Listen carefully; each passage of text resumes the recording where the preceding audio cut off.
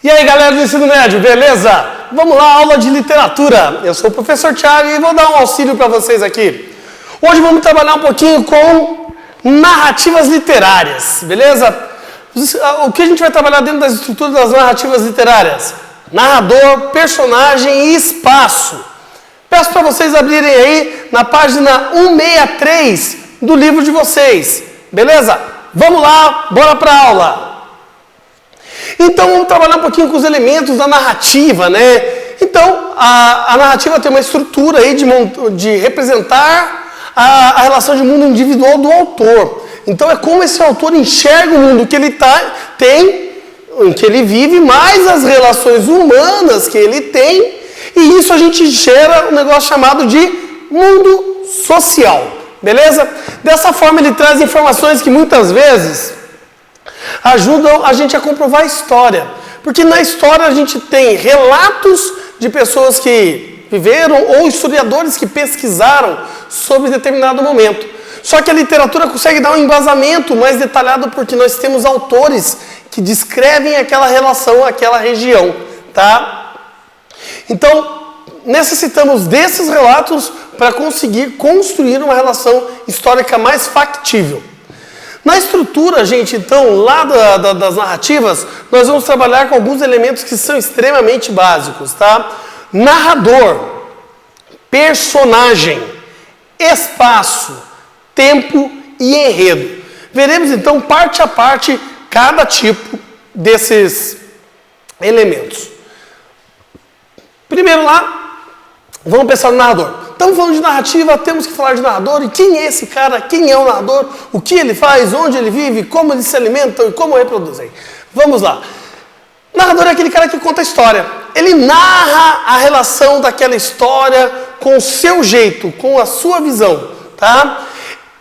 Ele tem que ter uma estrutura muito interessante dentro da sua visão de mundo. Por quê? Porque ele tem as perspectivas diferentes. Ele consegue imaginar as coisas de uma forma realmente dele, especificamente dele, tá?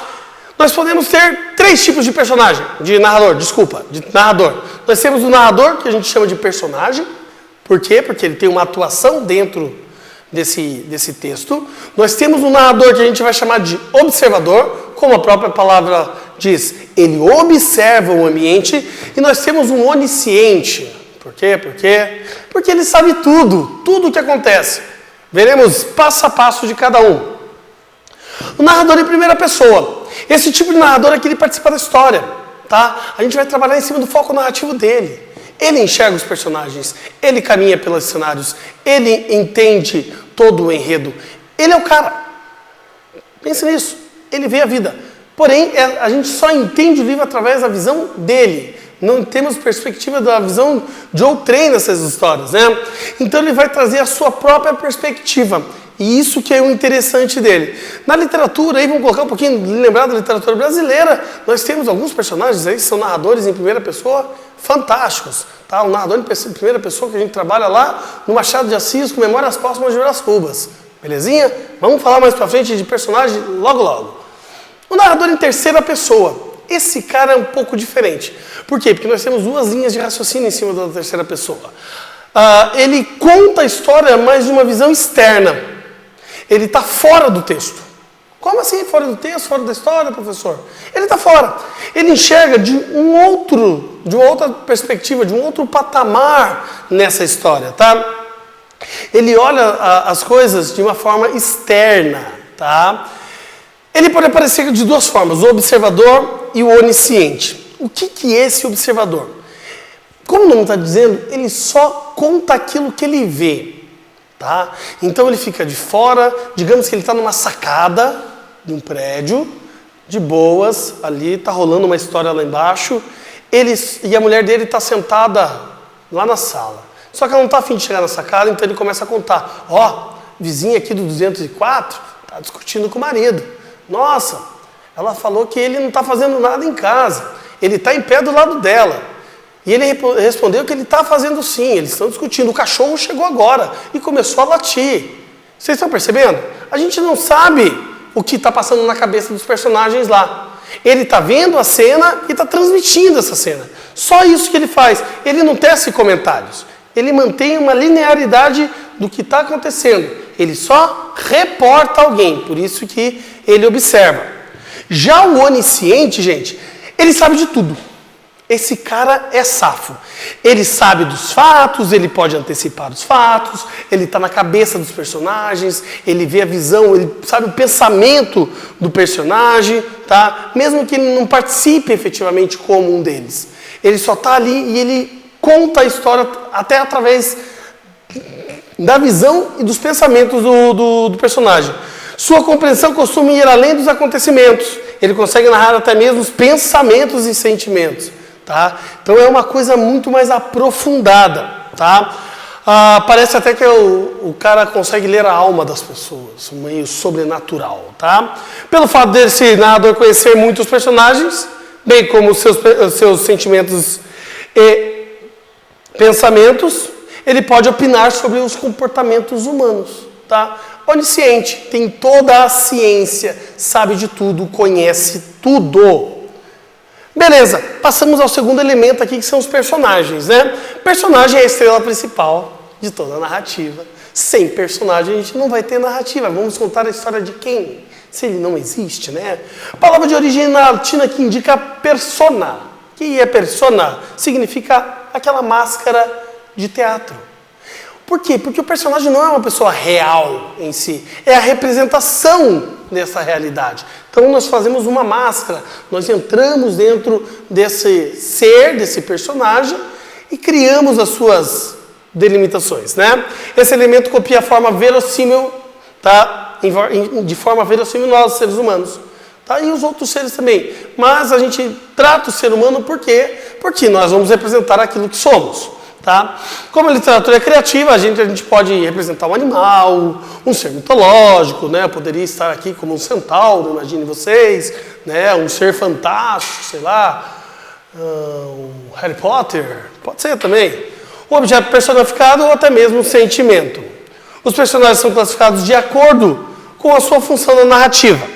Basicamente, a gente vai trabalhar com protagonista, antagonista e os secundários ou coadjuvantes. Beleza? Quando são os personagens mais importantes, nós vamos classificar como protagonista. Protagonista a gente lembra até lá do Oscar, né? Melhor ator. Então é o cara que está ali na frente, contando a história, levando o enredo para frente. Esse cara é a visão, é para onde todo o foco da narração, toda a ideia da narração é apontada. Eles possuem uma relação... existem pessoas que têm uma relação muito próxima dele, que a gente chama até de coprotagonista, tá? Não é o coadjuvante, tá? Nesse caso. O coprotagonista é aquele que caminha junto com o principal. A gente até pensa no coadjuvante, mas se a gente pensar lá, Batman e Robin, o Robin seria a nossa relação de coprotagonista, porque ele caminha junto ali. Um necessita do outro, beleza? Outro personagem que a gente tem é o antagonista, tá? Que é o vilão, tá? A gente chama muito eles de vilão, porque ele é uma ameaça para a história do nosso protagonista, do nosso bonzinho. Como eu falei agora de Batman, nós temos lá o nosso arqui-inimigo, o Coringa. Então, nós temos aqui o Coringa como o nosso antagonista. Ele vai tentar, de alguma forma, dentro de um texto narrativo, atrapalhar a vida do nosso protagonista, tá? Ou seja, a gente pode ter a relação de um animal, de um monstro, de uma pessoa má, e assim por diante, né? Representa essa ameaça, esse obstáculo. Então, ele tem que trazer ideias contrárias ao nosso personagem protagonista. Lembra lá? Antagonista vem de algo antagônico, é algo que faz uma contrariedade às nossas ideias, tá? E os coadjuvantes? Eles ocupam papéis secundários, né? Eles ajudam que a história se desenvolva, que os acontecimentos gerem perspectivas diferentes, tá? Eles são quase que somente figurantes. Eles fazem a história encher de carisma e importância, relevância, tá? A relevância deles que a gente trabalha é pouca, por quê? Porque se o coadjuvante não estiver ali, a história continua. Ok? Chegamos no espaço, gente. E o espaço é onde a narrativa acontece. E aí que é legal, porque a gente só pensa em espaço físico, gente. E não pode ser somente o espaço físico. Como assim, professor? Como não pode ser somente espaço físico? Se eu estou contando uma história, eu tenho que estar dentro de um local? Nem sempre. Nem sempre a gente trabalha somente em espaços físicos quando nós falamos em literatura. Tá? Sim, nós temos a relação de onde acontece as ações, o desenvolvimento de toda a narrativa dentro desse espaço. É a relação de uma história que acontece, a gente pode pensar numa sala de aula, numa igreja, no seu quarto, né? Um espaço físico, mas e o espaço psicológico? A gente faz o que com ele? Ah, professor, mas o que é espaço psicológico? Como assim psicológico? Não entendi. Gente, o espaço psicológico é aquele que está dentro do personagem. É aquilo que passa na cabeça dele, tá? Não é algo palpável, tá? É algo interior a ele. Então, a gente vai ter uma relação de fluxo de pensamento, fluxo de sentimento, tá? Nós temos pense na sua cabeça. Coloque dentro de você isso. Você, mesmo que você viva a sua história, a sua narrativa pessoal, dentro de ambientes físicos, e você consegue contar, ontem eu saí e fui até a escola, cheguei na sala de aula, estavam todos sentados, enfileirados, em grupos, conversando. Você está contando a sua história, você está sendo narrador, como você colocou você é o narrador em primeira pessoa, e você está indo atrás no espaço físico. E de repente você está ali e vejo meus amigos conversando e de repente me lembro que conversei com a minha mãe e ela queria muito a minha ajuda e eu fiquei pensando o que seria essa ajuda. Aí você começou a ir para os seus pensamentos. Isso é normal do nosso dia a dia. Nós utilizamos o nosso espaço psicológico para envolver a história. Ah, professor, mas eu posso fazer uma história só com o espaço psicológico? Sim. As narrativas mais modernas trabalham muito com essa relação somente do psicológico. As tramas que as pessoas geram, né? As angústias que os seres têm. Mas a gente tem essas misturas também dentro dos romances modernos, onde uma pessoa utiliza do espaço físico e posteriormente ele coloca os seus sentimentos, as suas ações, as suas percepções, tá? As suas vivências. Então, nós geramos essa magia literária, né? Temos que lembrar sempre que a literatura é envolvida por uma magia, gente. É uma magia de contar a história.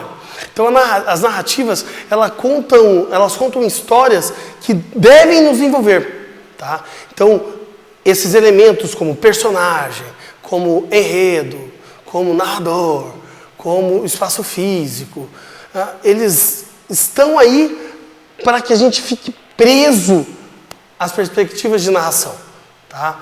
Então, esses 3 primeiros elementos que nós trabalhamos agora, ele trata para a gente de relações internas. Passe lá para a página 169 do seu livro. Então, lá o exercício 1, exercíciozinho comentado, né? O exercício trabalha com a ideia do narrador em terceira pessoa, tá? É aquele que está fora da história. Por isso que ali ele marca ali, o exercício indica uma terceira pessoa. E por que essa terceira pessoa? Porque essa terceira pessoa, ela consegue ver a história de fora. Ela não vai colocar os seus pitacos, né? Mas consegue manter a linha narrativa limpa, pois consegue ver todos os acontecimentos. Ver os acontecimentos para dentro de uma narrativa talvez seja uma das coisas mais importantes. Por quê? Porque a gente consegue ambientar o leitor aquilo ali.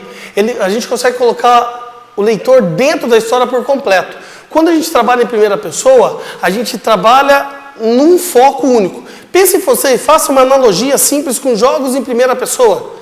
Quando você mexe ali, você tem uma visão específica daquilo que o personagem dentro do jogo está fazendo.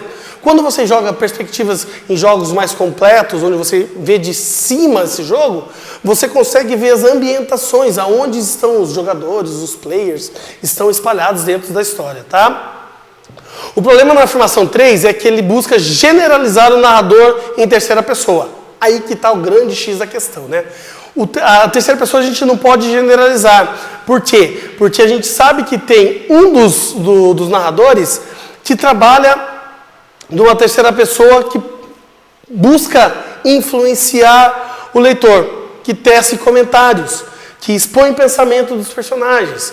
Então, não é só, nós temos dois narradores, o observador, ele conta de forma geral, porém a gente tem o onisciente, aquele que sabe tudo.